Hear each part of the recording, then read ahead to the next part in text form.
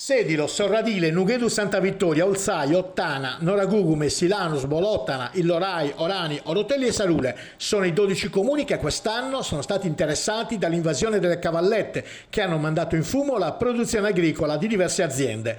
È il risultato del monitoraggio dell'agenzia Laore realizzato grazie alla collaborazione delle amministrazioni comunali e delle stesse imprese agricole.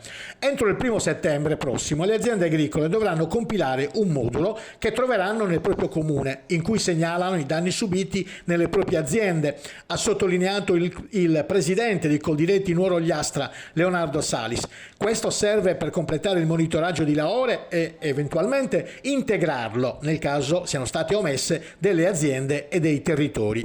Ci aspettiamo successivamente che la Regione questa volta indennizzi in tempi rapidi e in modo congruo le aziende che hanno subito perdite a causa di questo insetto verace.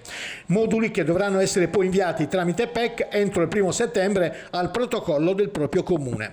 Per il terzo anno consecutivo le aziende agricole hanno subito impotenti l'invasione di milioni di cavallette che hanno raso al suolo tutto ciò che trovavano, oltre ai pascoli tutte le altre colture come mais, erbai ma anche ortaggi, ha concluso il direttore di Coldiretti Nuoro Gliastra Alessandro Serra. Oltre agli indennizi fondamentali dopo anni di perdite, aspettiamo fiduciosi che si investa finalmente in prevenzione per bloccare questa ulteriore calamità.